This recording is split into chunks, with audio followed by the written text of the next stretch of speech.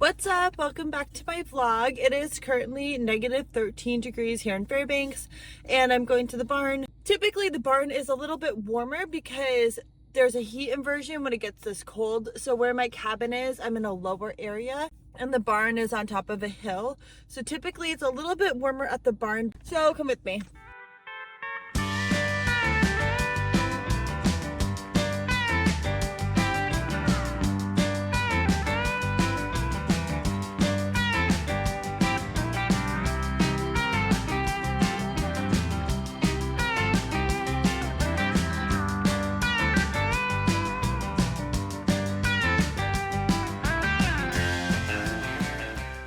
I'm at the barn. It is a little bit warmer here. It is -8 up on the hill instead of -13 down in the valley. I have Cooper here with me. Earl is at home in his crate. I gave him some trazodone and some pain meds. He got neutered yesterday. I'm trying to limit his activity. Anyways, this is the last little bit of some Costco apple pie that I had left over from Thanksgiving. I've been giving Sedona little pieces of pie for the past, I don't know, week or so. I'm gonna add some hot water to it so it's kind of like an apple pie mash. She seems to enjoy it.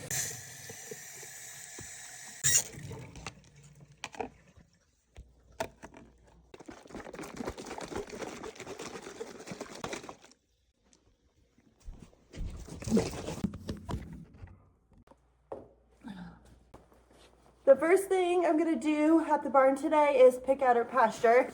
It's been a few days since I picked it because of the neutering and the cold.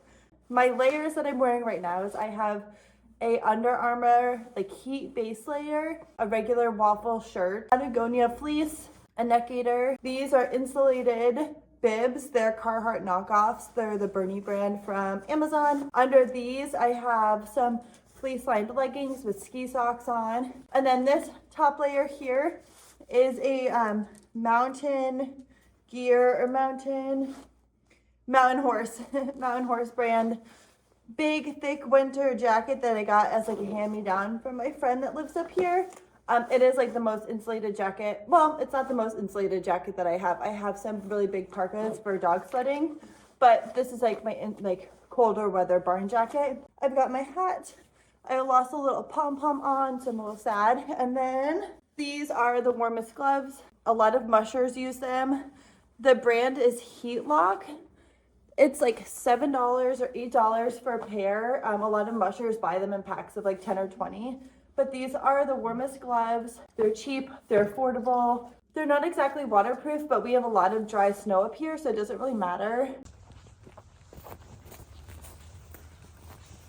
On my feet, I also have my Stager mucklucks, which are super warm and they're really popular boot here in Fairbanks. I think the biggest reason that they're warm is that the sole is so big, so it keeps you off the cold ground. It's such a thick sole because it's truly just the part around your foot that's really thick. And then it's just like a canvas that goes up your legs, so that's not really warm. They're really comfortable. They're like slippers. You'll see like everybody in Fairbanks wears them.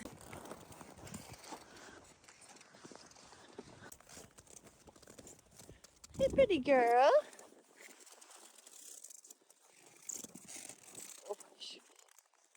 Ready for her apple pie. Thank you. These are Cooper's favorite. Huh? These are Cooper's favorite. Yeah, and they're healthy. Yes, they are.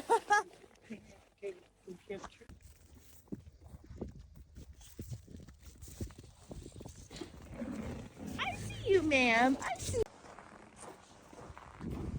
I am just going to show you guys her water heater because I know a lot of people in the lower 48 always trying to figure out how to keep fresh water for the horses in the winter. So here in Alaska, what we use is what's like Sedona has right now is half of a blue barrel with a water heater in it. I'll give you guys a little bit of a better look, but yeah, it's just like a smaller amount of water with the heater seems to help. Last year she did have a red igloo cooler, like a beer cooler that you'd like bring on a boat, but she pawed it and broke it. So Now she has a blue barrel with the heater.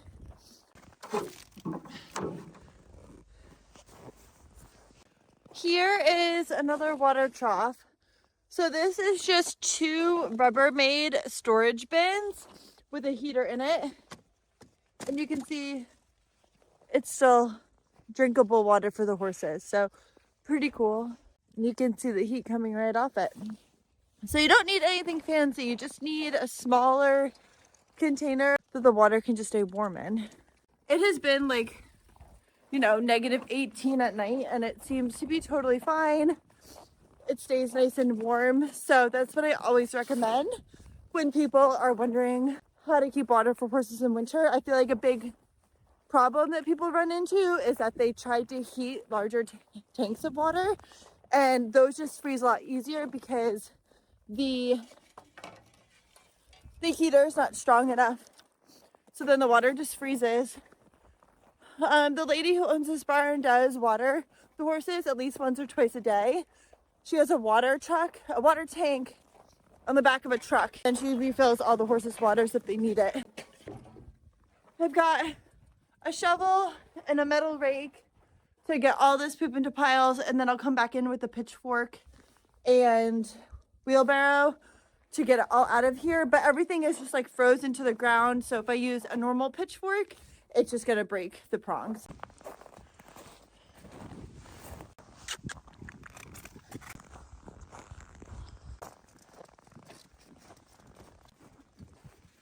Oh, trick or treat. So Sedona had her sheet on last night just because of the windstorm, but she's got probably one of the thickest coats, so I'm gonna take it off. She does not need a sheet for it tonight. I really don't blanket her until it gets to around -40. One thing that I do is, if it's really cold, like -20s or below, is I'll come up to the barn and throw her some extra hay. I've got a few bales in my trailer, and I'll even do that today just because I'm gonna ride her. Horses, their gut system called hind gut fermentation. Basically, when horses eat, it goes to their stomach and then it goes to their hind gut where it gets fermented. And when something is fermented, it creates heat. So making sure that not necessarily mash or grain does not really warm horses in the winter. It's nice to have for hydration. To make sure that your horse is maintaining their body temperature in the winter, it is important for them to have forage. So she needs to be eating. So typically at this barn, the horses get hay and grain twice a day. But in the winter, I'll throw her a few extra flakes when it gets really cold, just to help to keep that hind gut fermentation going. It's not necessarily a quick process, but for me, I'd rather have her eating more hay rather than less in the winter.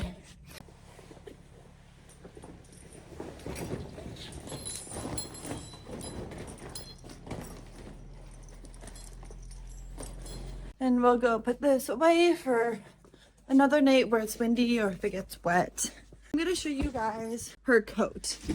She lives outside 24/7, so she is used to the cold, just like a squirrel or a moose. They adapt. So she has adapted really well. She's from Alaska. She's a half draft. So I'm gonna try to show you guys her coat, but I feel like it's really hard to get on video how woolly she actually is. But it's all standing up right now, but it's really thick. And then she gets this lighter brown color on top. It is just so thick. Huh. Good girl. Now she looks crazy, huh? I honestly think she'll get a little bit more of a coat too. She got her mane on this side. Nice and thick. Hi. Are you woolly girl? Are you a woolly mare? Oh, hi.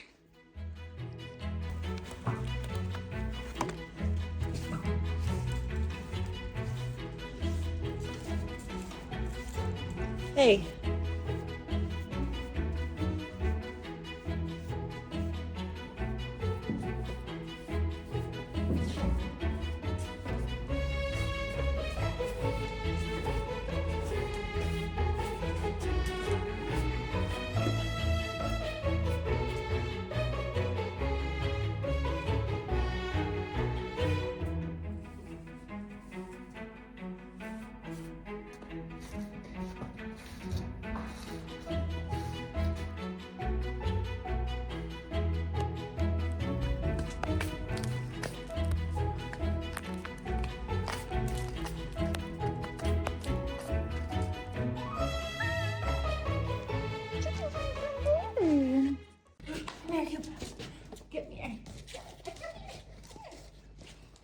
Cooper says he loves his coat from LL Bean.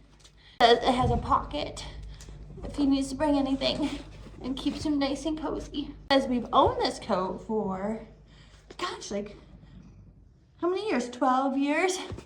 And it's held up so good. It's just such a good barn coat. Who are you barking at?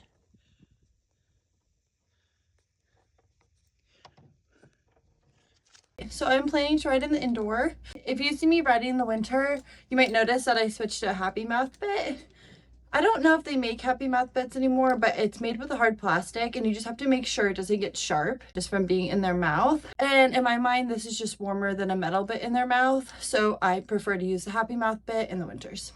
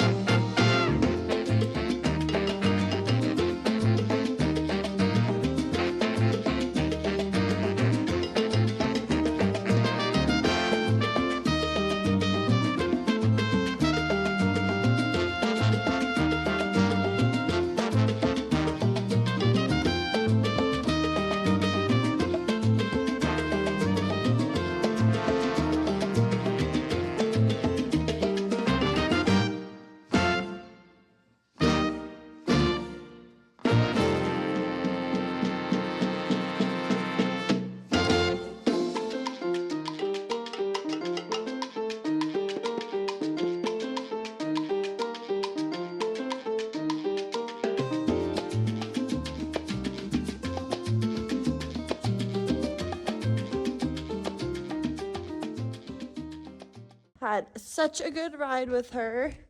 So the indoor is a little bit cooler than actually in the barn. When I'm done riding, I just hop off and let her hang out in here. She's gonna want to roll. And then also, if I bring her in the barn and she's warm, she's just gonna get warmer because of her coat. So I like to let her cool off in this indoor and just hang out and get acclimated to the temperatures, a little bit colder temperatures, and then I'll bring her back outside.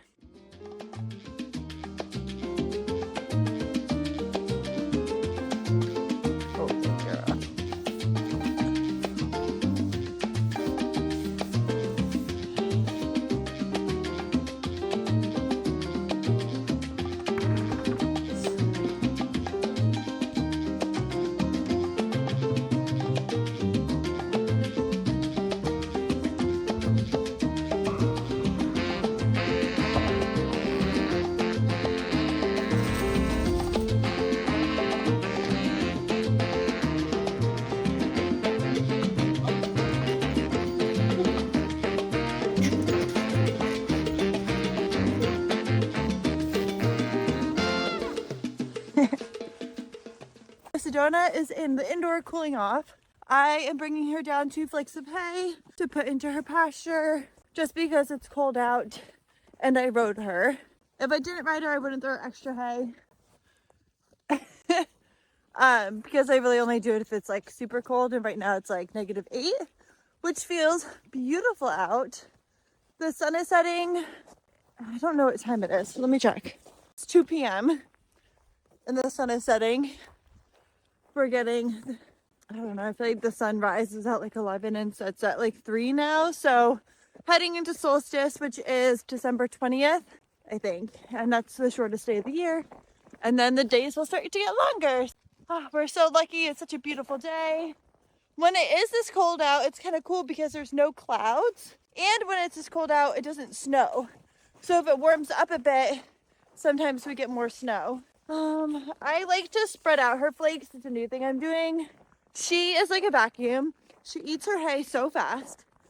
During the day, all the other horses will have their breakfast and they'll be eating, and I'll get to the barn and she'll be completely done while everybody else is still eating. So I might get her a hay net too.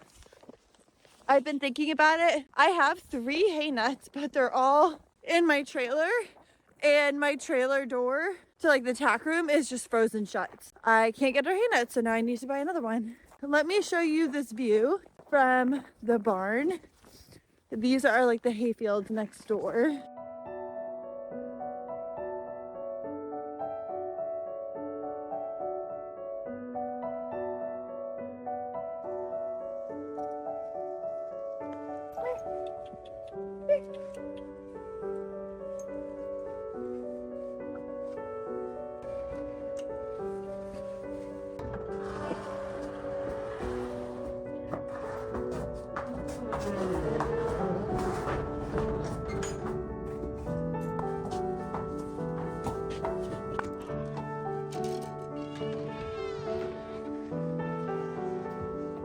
Go, go.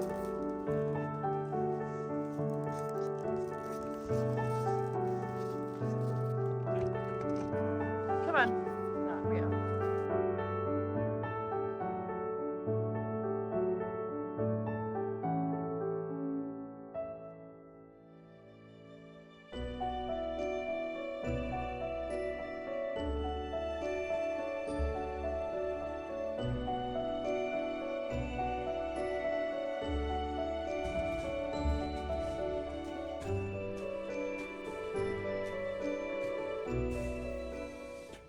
Thank you for coming to the barn with me and hanging out.